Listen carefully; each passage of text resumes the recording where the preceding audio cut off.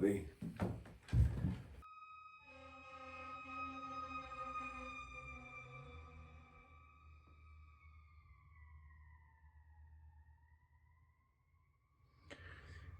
What an inconvenient time for someone to die.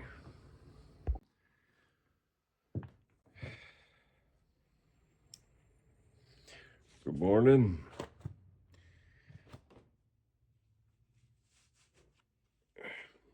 Today's project is a continuation of a project that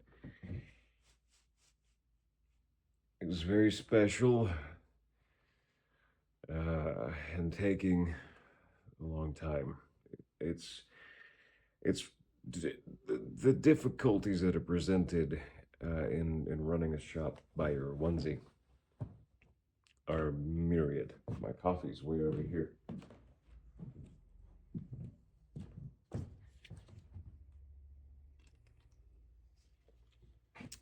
I don't know what the editor's going to do with that.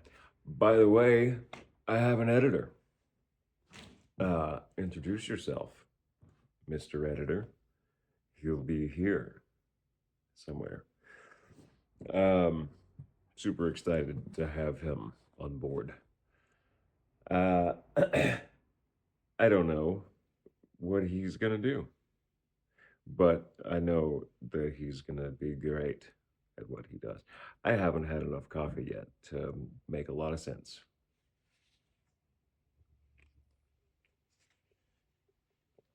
I'll work on that. As I was saying, today's project is a continuation of an ongoing project. I've got 2 more pieces to build, and then get taken into the location, and then get everything trimmed and finished out. Big project. Much more time-consuming in reality than it might look.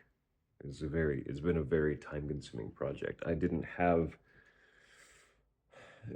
go buy material for a lot of it. I used material that was in the shop, but and this it's super cool. The material that I used was from an old not church, a place that has pews though. A funeral home. There we go. An old funeral home in Chattanooga. We went and picked up a bunch of their pews years ago, and I've slowly used pieces here and there, but this project I actually used quite a bit of the material, but it takes a lot of time. These are old. I may have an example here. Okay, here's a board from a pew. These pews are 16 feet long, so obviously this has been cut down already. The bottoms are full of gum, which is super cool. And then it was sarcasm, by the way. Gum is not great for tools. Generally 3/4-ish thick. The backs are the prime material because they're pretty straight. The seats have a bit of a curve built into them, which is comfortable when you're sitting on it. It's rather upsetting when you need straight boards, so they require a lot more planing.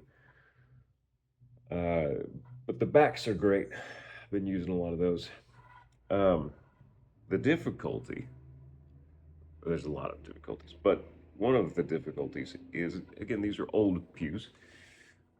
And if you can see here, they're comprised of multiple boards. Here's a joint here. It's kind of hard for me to see through the camera. There we go. So we've got multiple joints along the edge here, with the most obvious one being this, where I've started a rip. The problem is I don't know who made these pews. I don't know where they came from. I'm sure they were produced in some factory. Maybe they were handmade. I don't know.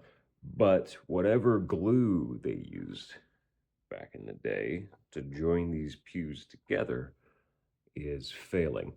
Wood glues have come quite a ways in more modern times. I don't know when they made the swap. I am not. I have not versed myself. I am not well versed on this topic. However, I know that, oh dear, this could get into a big. This is not what I want the video to be about. I don't want to go into the intricacies of wood glue, but basically, super quick rundown. Trees, wood is comprised of fibers, Dusty. Fibers in a bundle, and like a lot of people say, straws. It's like a bundle of straws, and that's how wood is, and that's accurate enough. The straws are held together by lignin. Lignin is what just kind of, it's like the rubber band that would hold a bundle of straws together in that example. Wood glue today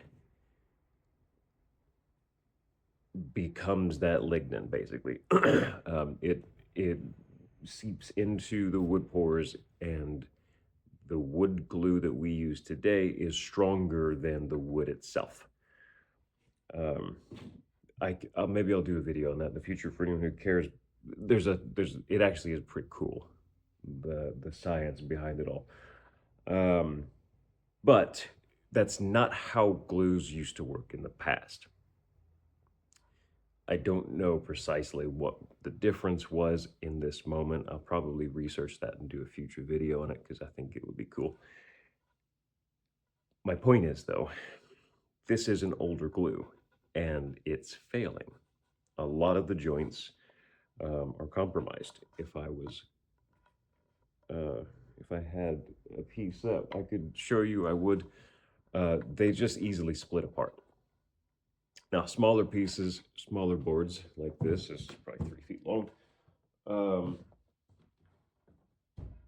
Less likely to do so. But when they're 16 feet long and you've got all that torque and pressure on wood, the joints are under a lot of stress, and they were just splitting apart all over in the stack while they were sitting there. So I couldn't trust the boards themselves, which was kind of sad. I was just hoping to cut them into usable planks and go about my day. But since I couldn't trust the boards, I had to break every single piece down. However I wanted to use that board required hours and hours and hours, in total days and days and days worth of just breaking material down, taking it from pew form into board form. These shelf supports for shelves. The job I'm doing, they look simple enough.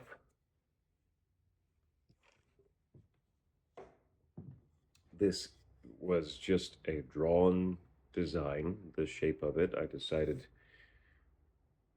I liked the way that looked. So then I drew this design by hand, copied it across a lot. 70? I think 70 of these exist. Well, way more than that, because you've got prototypes and broken pieces and things that were replaced. But there's a lot. There's a lot of them. There's at least 70 plus in the shop. Each of these is a through mortise. You may have heard of the mortise and tenon.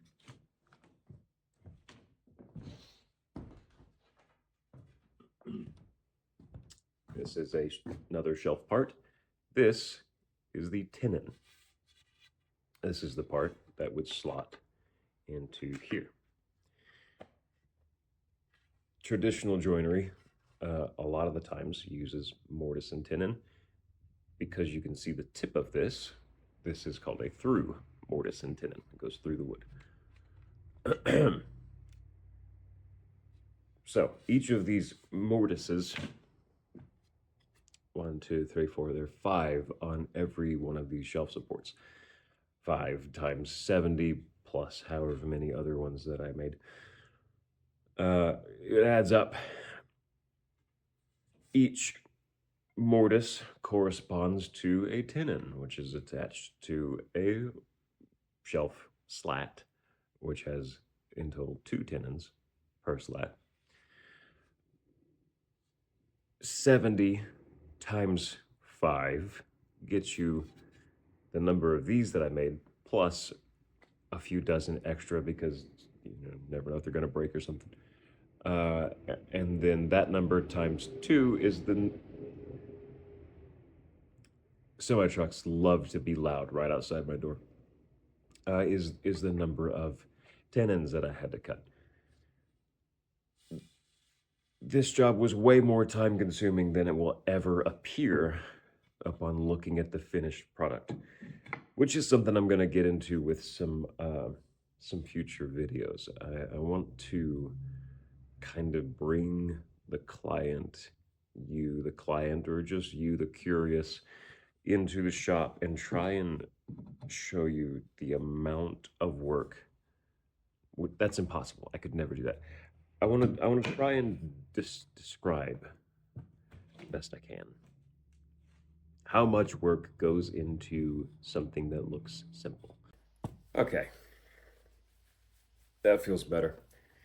I have plans for many videos that I intend to film in the future.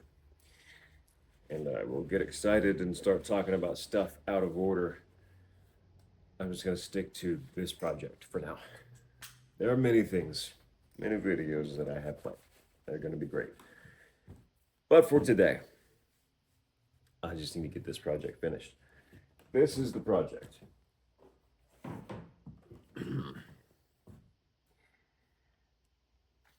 Obviously, you can tell what that is. No, it's not a crib. This is a shelving unit. The pieces that are going into it are myriad, but it's going to look really cool when it's put together. This is also the most traditional joinery of this size that I've done on a project. So I'm really enjoying this project. Look at the grain on this cherry. I love cherry. I don't know if you can see it. Let's see if I can see in the camera. There we go. Maybe not. I don't think the light's hitting it right. I'll probably have to move the camera in a different way. I love cherry though. It has such an interesting grain pattern. In some areas it looks almost pixelated, like this side that you can't see because the light's not hitting it right. It looks pixelated though, and then this side is just gorgeous. Such a pretty, interesting grain type. Cherry is a wonderful wood for furniture, a lot of stuff. It can be used in a lot of ways, and it's pretty easy to work with. I'll probably do videos on that as well, different types of wood, and the ease of working and whatnot. Anyway, today's just finishing up some stuff. I have 2 pieces to build. One shelving unit, upright shelving unit with adjustable shelves and bread boxes at the bottom, and a window display unit. Those are the 2 things that I need to get built today. Get them installed tomorrow and finish everything out by the end of the week. Today's Tuesday or Wednesday or one of those days, and I have a few days to get everything done. I have the amount of work that I have left on this project for a single person. It's probably close to about a month and a half. I've got to get that done in, what is it, Tuesday, Wednesday, Thursday, Friday. I have 3 days. Unless today's Wednesday. And I just don't even want to think about what that could be. I don't remember what the day is, though. I don't remember what yesterday was. My life is this. I used to have a social life. Oh, coffee.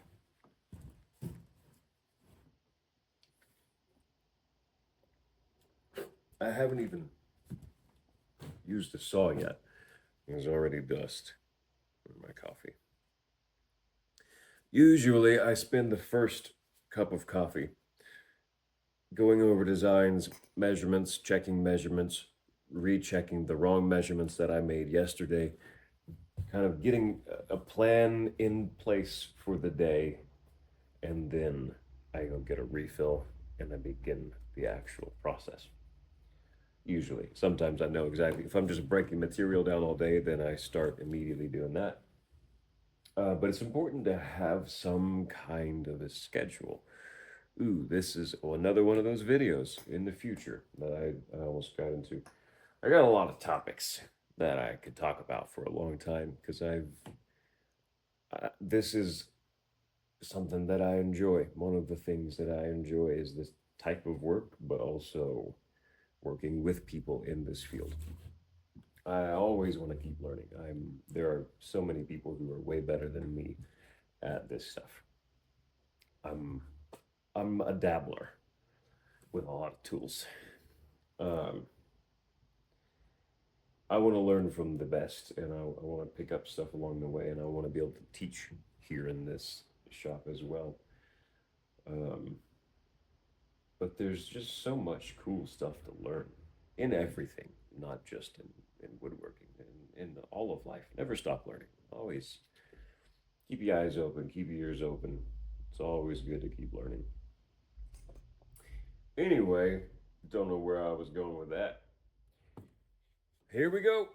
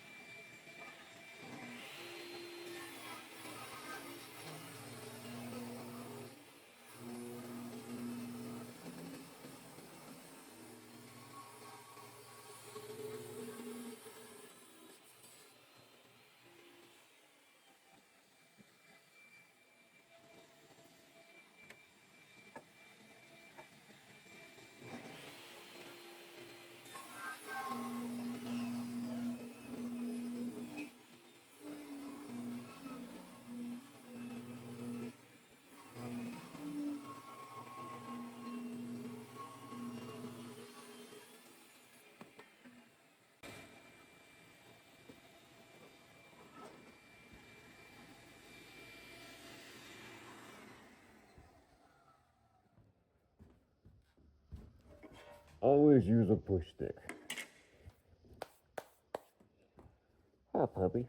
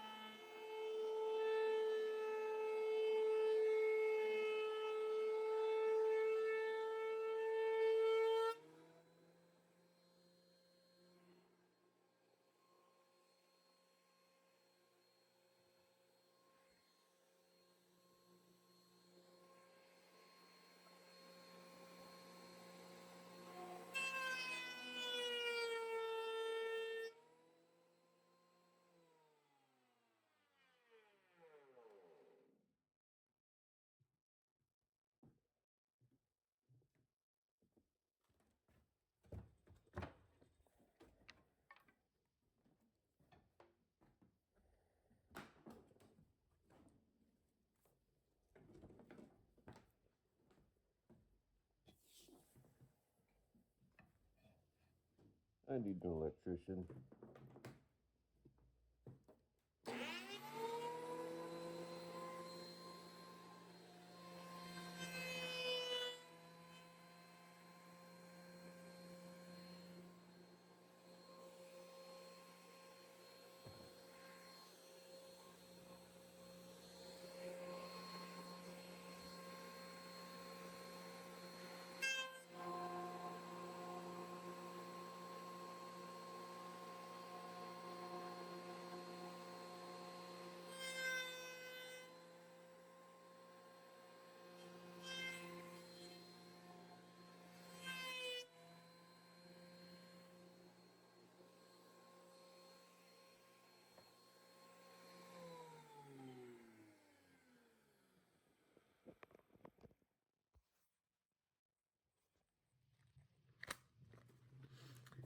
I'm just gonna cut the video because that was one pass and it barely took anything.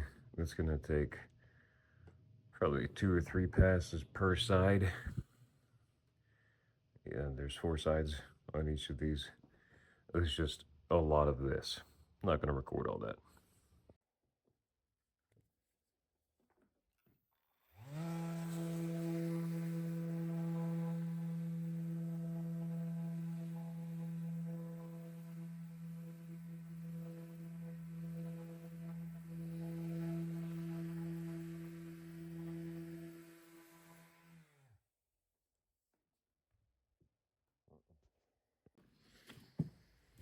All right, the next step.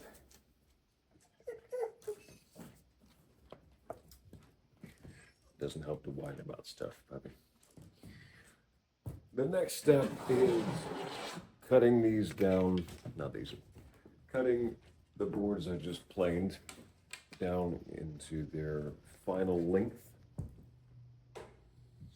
You always want to leave yourself as much wiggle room as possible when cutting your boards down.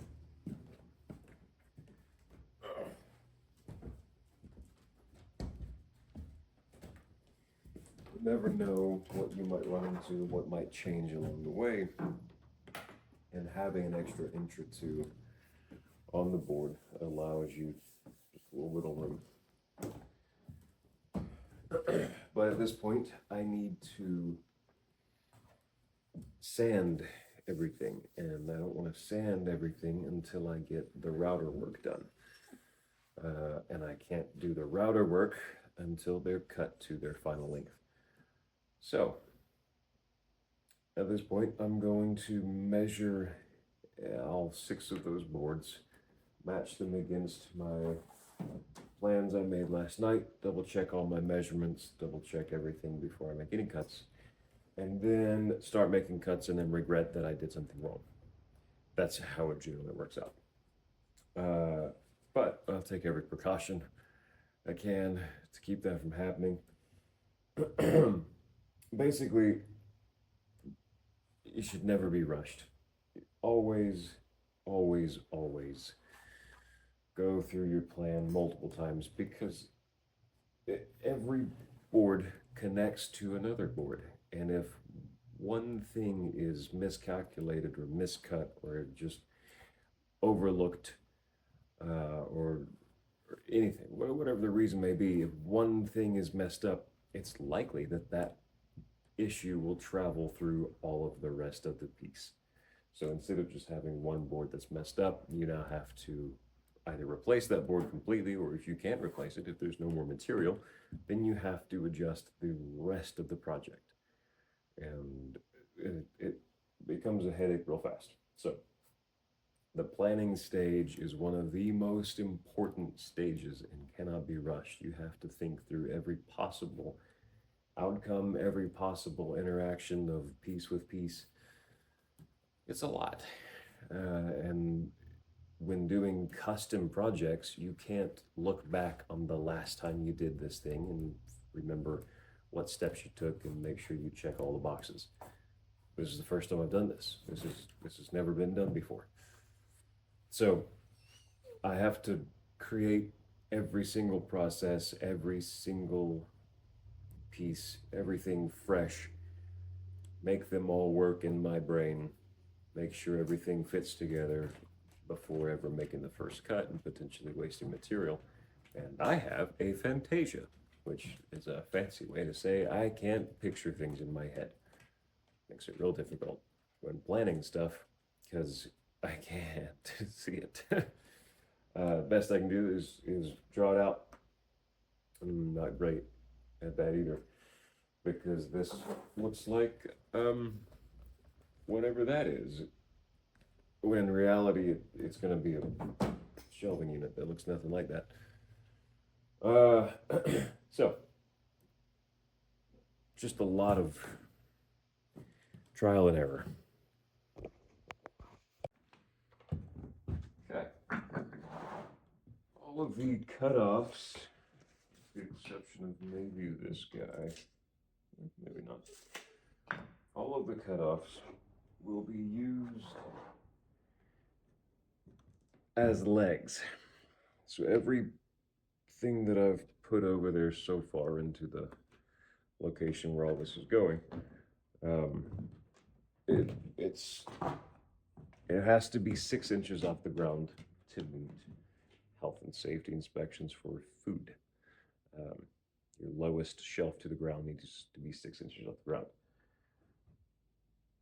Everything currently, the bottom shelf is like 2 inches off the ground because I have not yet put the legs on. That's what those will be. I needed to wait until the end of the project to use the smallest amount of material possible so I wasn't wasting, by accident, larger pieces of material along the way. And as it turns out, I have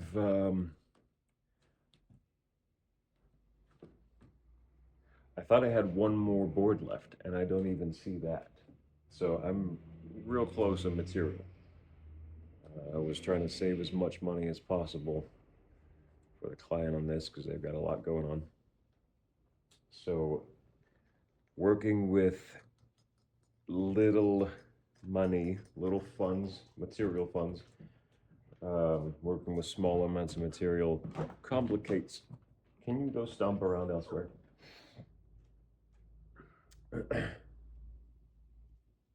Working with limited material funds just further complicates the process. Slows you down a lot because you got to make sure every single piece of material can be used. There's no waste. And again, custom projects, you don't know what you're getting into.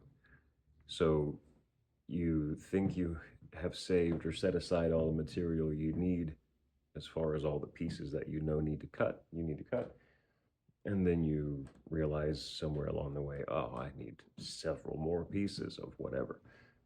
Hell, sit, stay there. My dog's running around. So, for instance, on this, I know I keep going back to this crappy drawing. These are the bottom two legs, top and bottom spanners, and the uprights. So just the cherry boards that I've cut out now, there are 6 of those.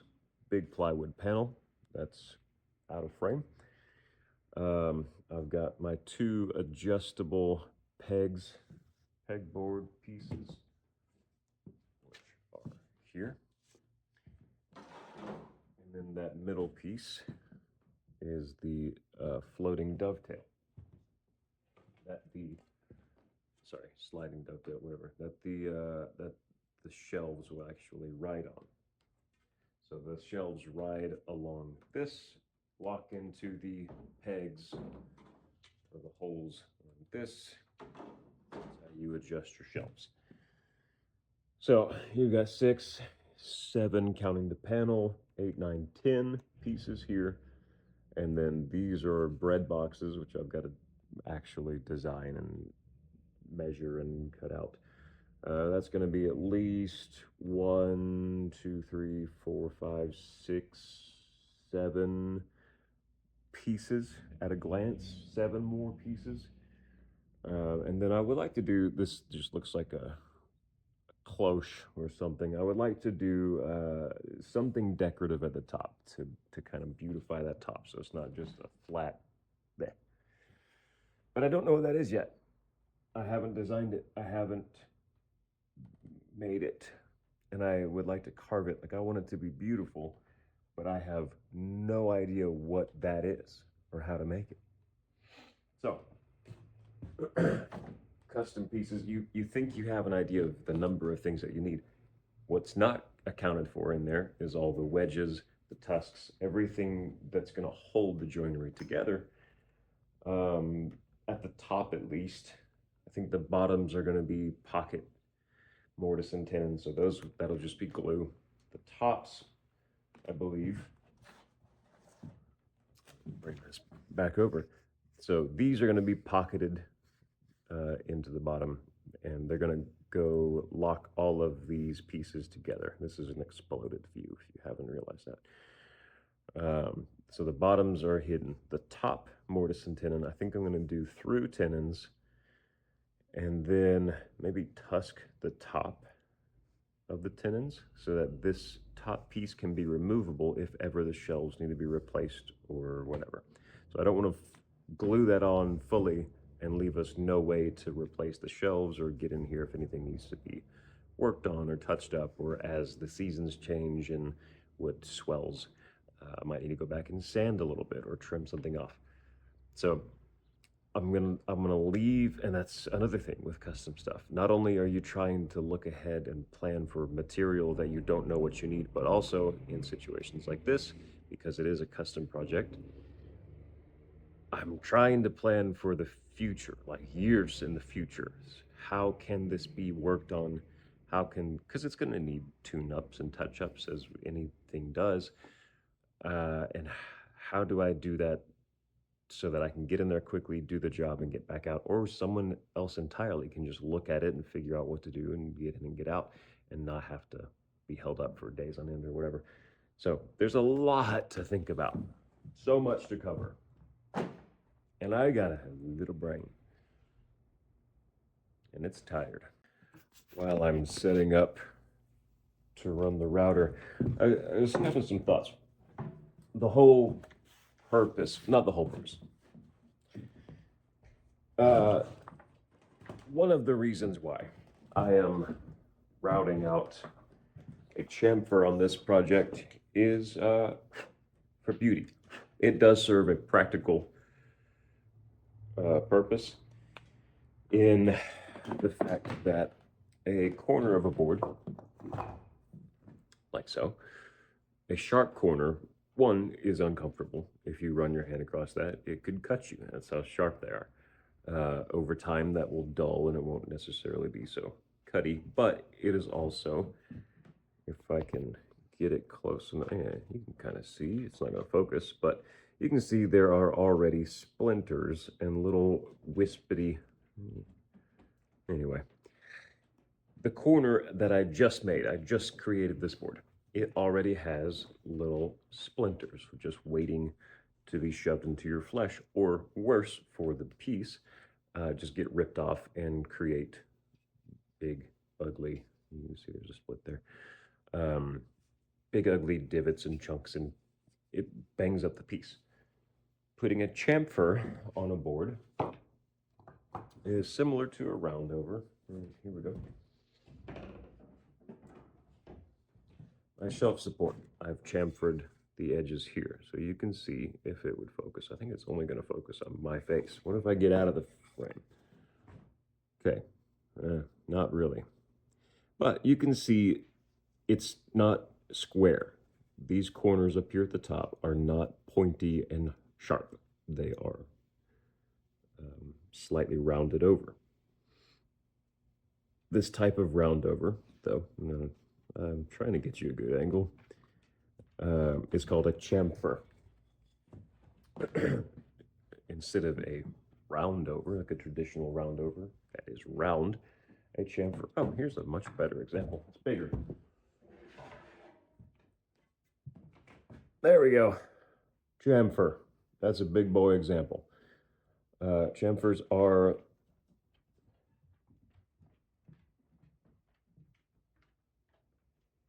Sit. Lay down. No, out there. Sit. Right there. Lay down. She's just walking back and forth, stomping back and forth for no reason. She's doing nothing. She's just walking back and forth. Jam verse. It's just an alternative to a roundover. But the purpose, again, is to get rid of this sharp corner, gives you a much softer edge. Even obviously with a chamfer, two more edges are created, but they're much softer. And when you sand over this gently, you can leave that sharp in appearance edge, but it takes away all of the splinters and a bunch of the risk of it getting damaged. Sharp corners are very, very easily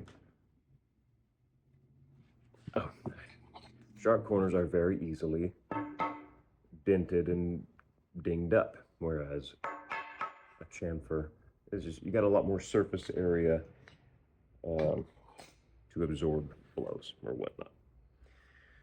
That's what a chamfer's for. However, I got way off topic. The bigger reason, not the bigger reason, but another very important reason why I am chamfering this is because it looks nice. That's a mistake that I see a lot of DIYers and hobbyists and whatnot make is they spend a lot of time making a nice square board, or they don't, or they just get a board and they run with it. But then they don't dress it. They just build something out of it. And I have seen, oh my gosh, my clients, not trucks. My clients have sent me photo after photo for reference, things that are just hideous farmhouse style pieces and things that are farmhouse, which really has gotten muddied down into just DIYers who saw a picture and then they took a picture and posted that, and then a different DIYer saw that photo and then they made that and took a picture. It's a tactile game of telephone where the end result is just a blocky, ugly, sturdy. They can be sturdy. They might not last depending on how they're made, but not necessarily attractive piece of furniture. Adding chamfers just adds a little bit of detail, which goes a long way in making your piece not look blocky and chunky. If you're going for the blocky, chunky look, if that's something you're going for on purpose, and it suits the aesthetic of whatever piece you're making, then cool. There's nothing wrong with that. But most of the time, it's just an overlooked aspect of furniture making or whatever, shelving, whatever you're doing, is just dressing your boards at the end. Not at the end, because I'm about to do it now in the beginning of the project, so that I don't have to do it at the end because it will be impossible in the way it's all put together. At the end was just the wrong thing to say. It's just a step that people don't do at all. And I've been guilty of this in my getting started years. I would spend a lot of time making sure everything was cut properly and square, and if it had some element to it, some cool epoxy or something, then I would focus on that, and I would make sure all the cool stuff was done, and then I would just put it together and be done with it. But I would skip over dressing the boards. Even if you don't chamfer, a nice little round over, something to break that corner and make it more durable, but also give it a little extra beauty. Goes a long way.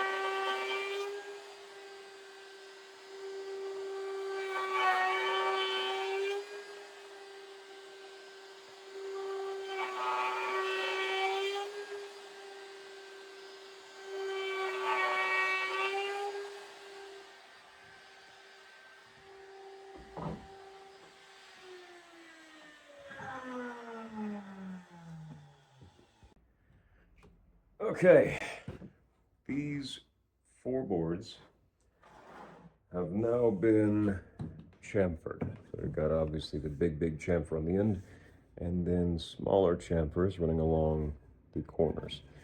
This whole thing is not sanded, but even so, I can now handle it much more comfortably with a lessened risk of getting splinters. With the other boards, something such as this that's not been chamfered, running your hand along the corners will almost certainly end in splinters. I've just got one there.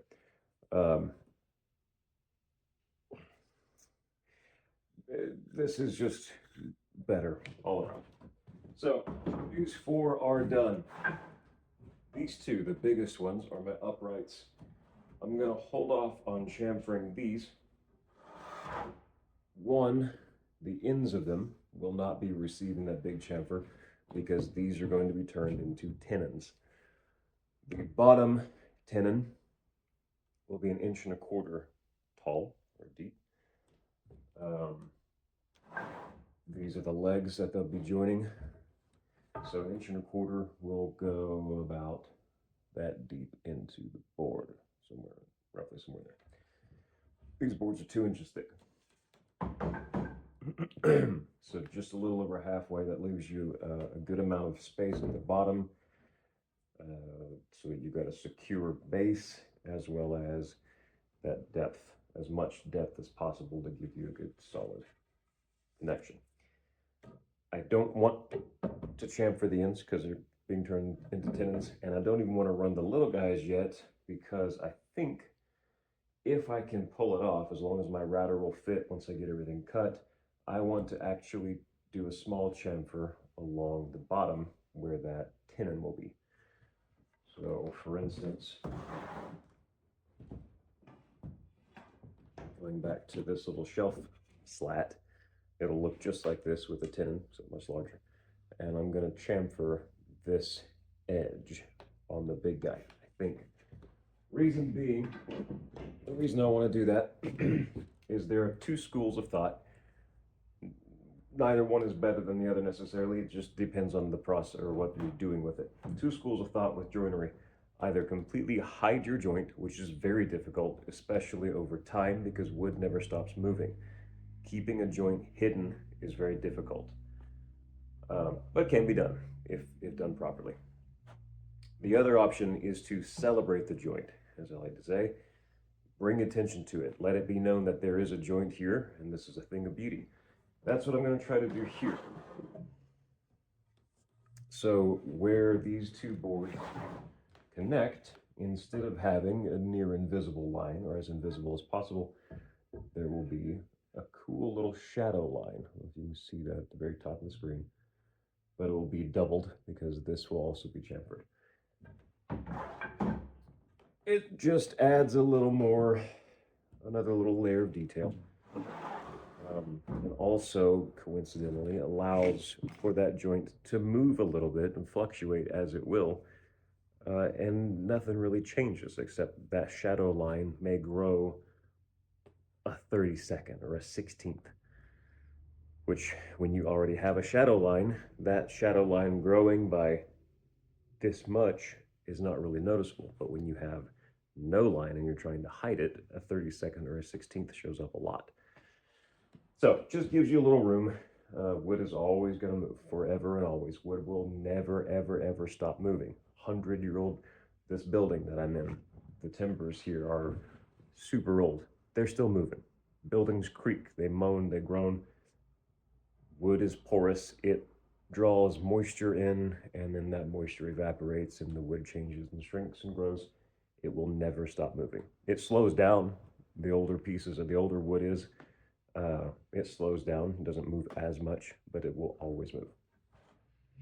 Maybe petrified wood doesn't move. That's like a rock.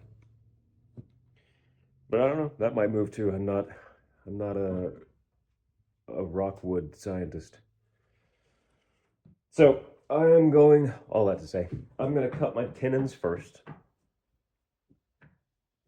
Hell, can you scratch at a later point? Can you just not make a bunch of noise right now? That'd be cool. Good, Peppy. I'm gonna cut my tenons first, and then when those tenons are cut, I'll be able to do my chamfers along the long corners. And if I decide at that point that I can, or if it would look good to chamfer around the tenons, I will do that as well. But next step, tenons. I'm not going to film all of this process because this is one of the far more time-consuming processes that I do. This has finish on it, but it will probably be fine. I'm sure that won't mess up my glasses. This part is very time-consuming, and it has to be time-consuming because it has to be accurate. If it's not accurate, it will be very noticeable. I can't see anything except for what I'm looking at.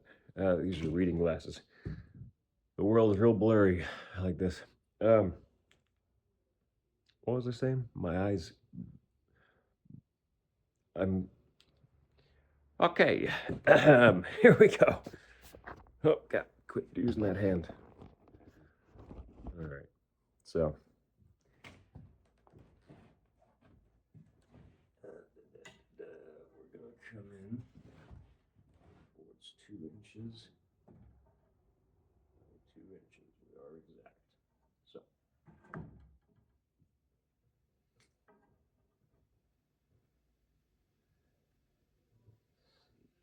We are 32nd under 2 inches.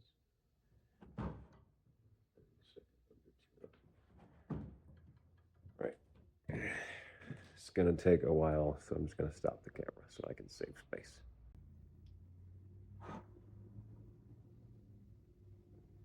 Okay. Next step. Now that I've gone through, I've marked the depth of my tenon. And then I just went back with a pencil and darkened the line so I could see it more clearly.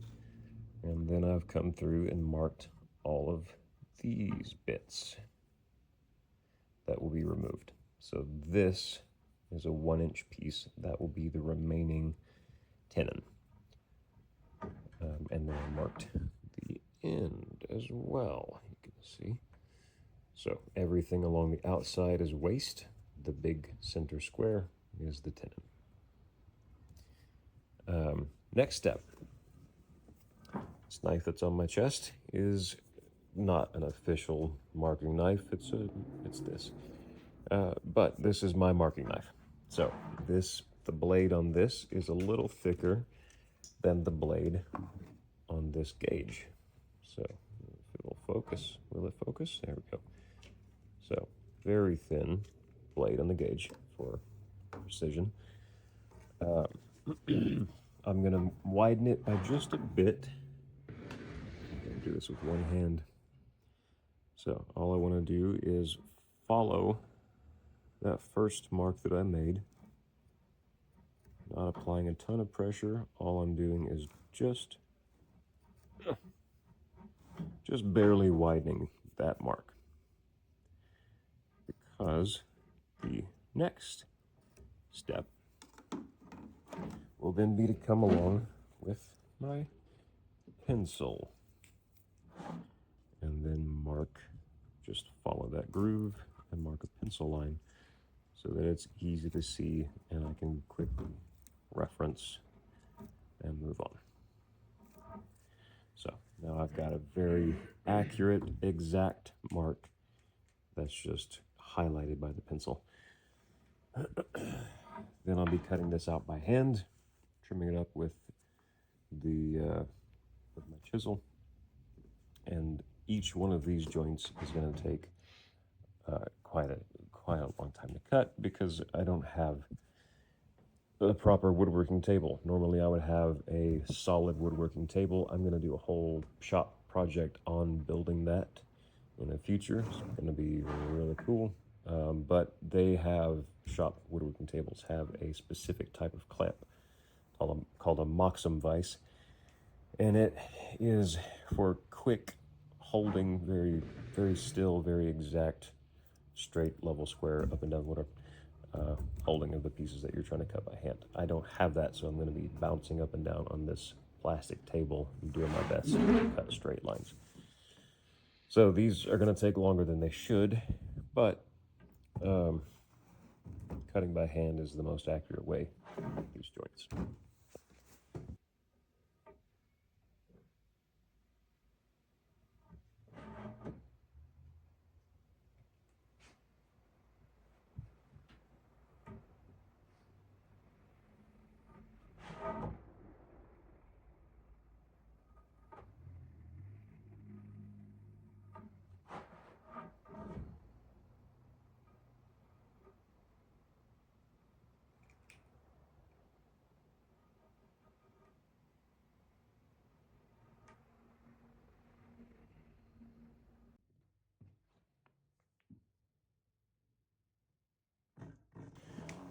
All right.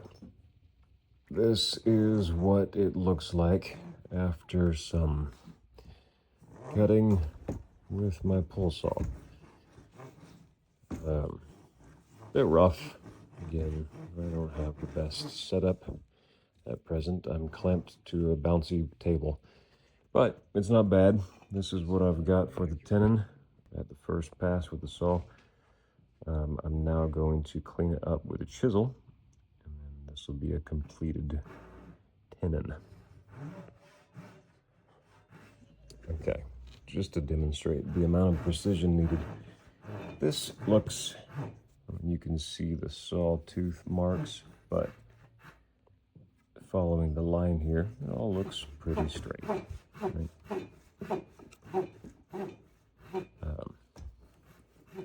Taking a flat piece of wood and putting it up here as if it were the joint, you can see how not straight. Oh, come on, camera. Hey, all right.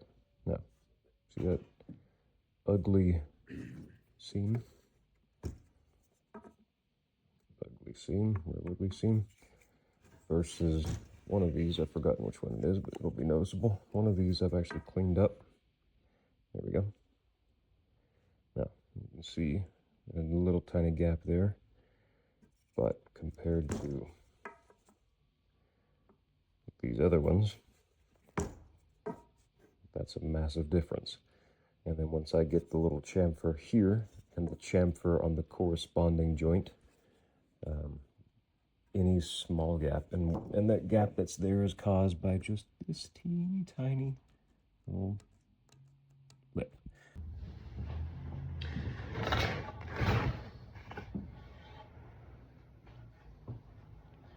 The longer tenons, much more difficult to keep straight. But I think I did a pretty good job.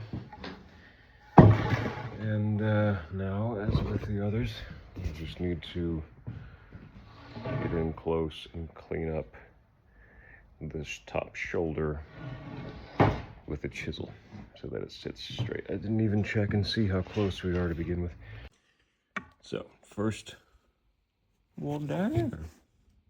Well, look at that. That wasn't very manly, puppy. We gotta make manly noises. Look out.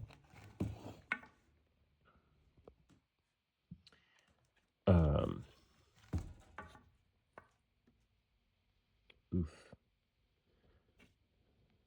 All right, so that one's going to require some trimming, as will that. But these guys, these two, are quite happy with. What I'm not happy with are these little saw marks here and here, where I've overcut into the shoulder. Incidentally, that chamfer will actually remove some of that. That one is pretty deep. That one will still be in the wood. So, got to work on that for this one. We'll get in there. Okay. What an unfortunate discovery. I've finished my big tenons. And now this is how, if you're not familiar with a router, this is how routers work. You've got this nice flat surface that will sit on your material. This little guy down here is a bearing that rides against the material. And then the blade that sticks out of there is what does the actual cut.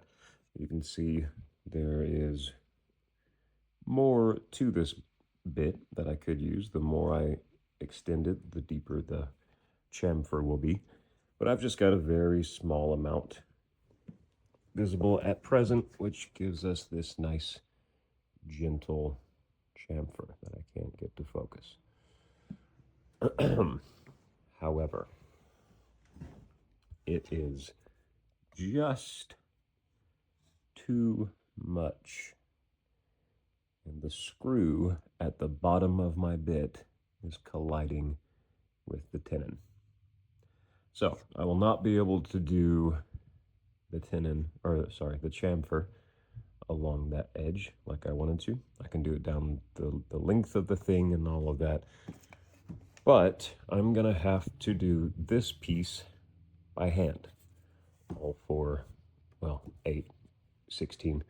All 16 little edges will have to be done by hand to match this. I can run all of these chamfers along all the corners, and then I could raise this even more so that the bit just barely clears this.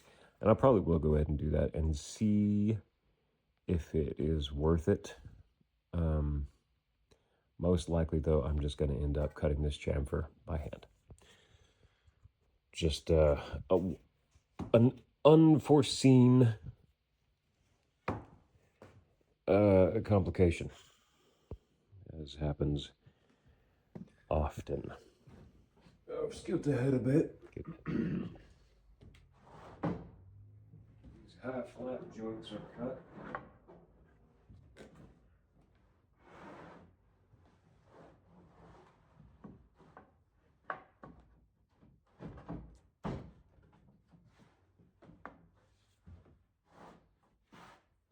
And the bottom frame is assembled to this state, at least.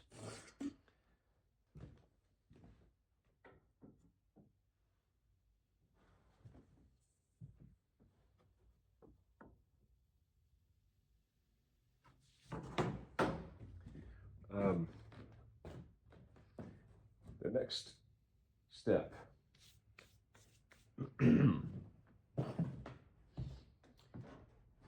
is to drop in the mortises in the corners for the 1.25 tenons to set into.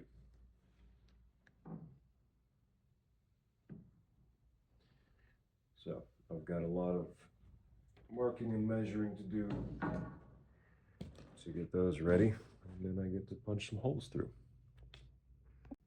Okay.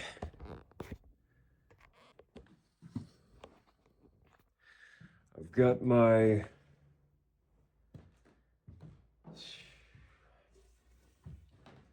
mortises laid out. So now I'm going to just get them cut. I will probably, since those are big 1-inch mortises, I'm probably just going to run drill press and get a straight through hole and then square it up with my chisel. It's probably the fastest way to do this. I would like to add, it's 4:30. Hell is tired. It's 4:30. I have been at this since 7 o'clock this morning. Woke up at 6:30. I actually woke up at 6. Got out of bed and got dressed and moving and everything at 6:30. By the time I got a cup of coffee and I got back over here, started work at 7. I had, I guess, within those 30 minutes that I was getting up and getting my son out the door and everything, I guess I could have technically eaten breakfast somehow. I didn't. Uh, I did not eat breakfast.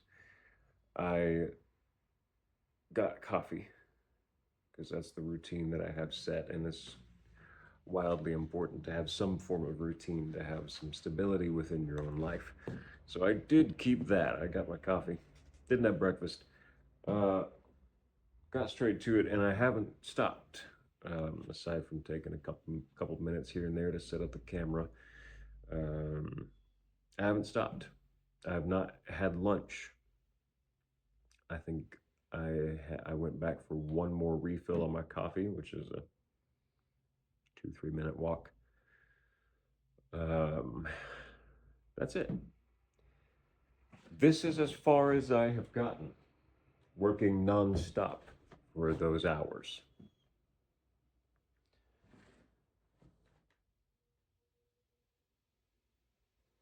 It is amazing how little, because if this is what you see, if you walk into my shop and you see three pieces of wood that are stuck together, and I tell you that I've worked for whatever, 8 9 hours, that's pathetic.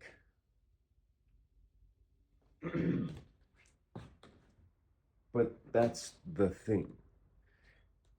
I would be a little faster if I had, if my shop was set up properly, if I had the proper woodworking bench and the vices that I need, and just, organization, dust collection, and all the things. I would be a little faster. Shave off an hour from that time. Just time spent looking for my dust mask and getting it on and off, and looking for my pencil or whatever. Anything that's not attached to my person. I actually have a pencil right here.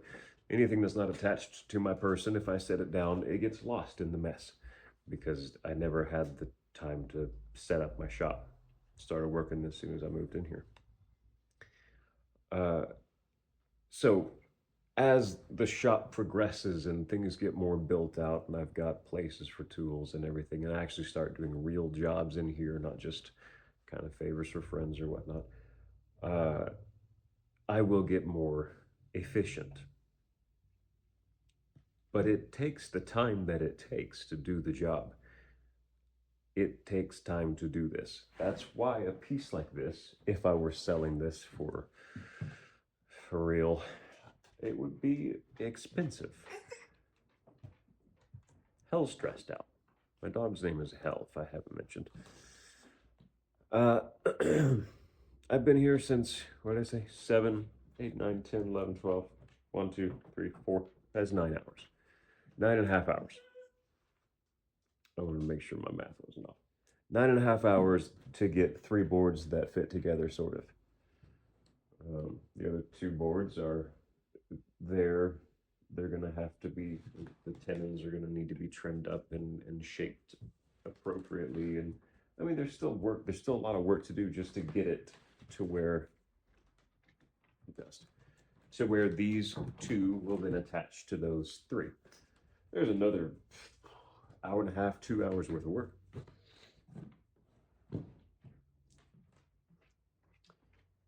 It takes time. Custom jobs take time. This isn't even, hell, sit down. Sit. Stop moving. Lay down.